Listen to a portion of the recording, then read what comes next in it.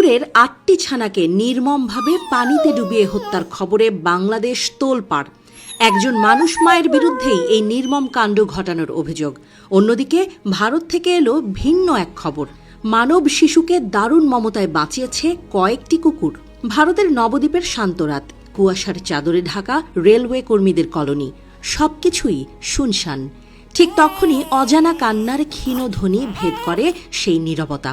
কিন্তু মানুষ নয়, প্রথমে তা শুনেছিল কলোনিতে ঘুরে বেড়ানো কয়েকটি পথকুকুর।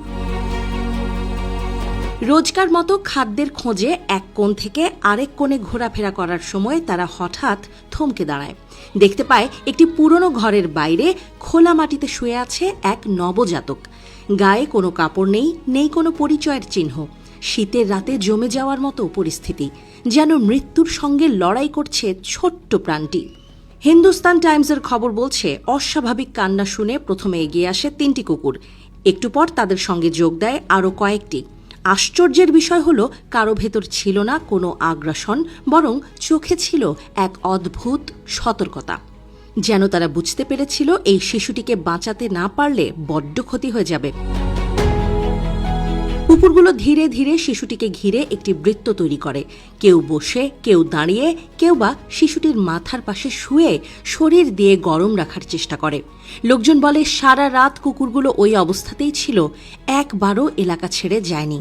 ধর্মীয় শহর নবদ্বীপের রাস্তায় সকালের আলো ফুটতেই প্রথম ঘটনাটি দেখেন স্থানীয় বাসিন্দা শুক্লা মণ্ডল। চোখের সামনে দৃশ্য দেখে তিনি স্তব্ধ। শুক্লা বলেন, এখনো ভাবলে গা শিউরে ওঠে। কুকুরগুলো একেবারেই চুপচাপ ছিল। মনে হচ্ছিল ওরা জানে শিশুটির জীবনটা কতটা নাজুক অবস্থায় আছে। ওরা পাহারা দিচ্ছে যেন কোনো বিপদ কাছে না আসে। এর কিছুক্ষণ পরে আরেক বাসিন্দা সুভাষ পাল শুনতে পান ছোট ধারালো কান্নার শব্দ।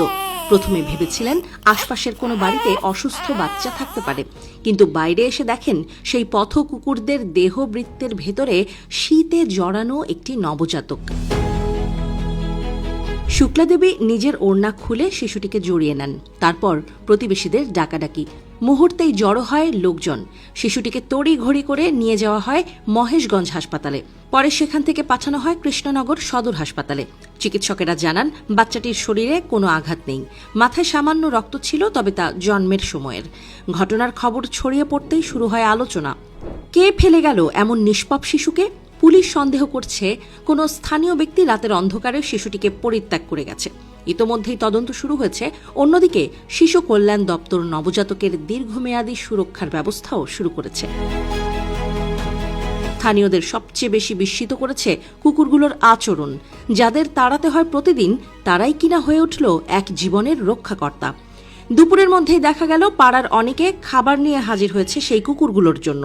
কৃতজ্ঞতার নিদর্শন স্বরূপ তারা মাথায় হাত বুলিয়ে দিচ্ছে, কেউ দুধ দিচ্ছে, কেউ বিস্কিট।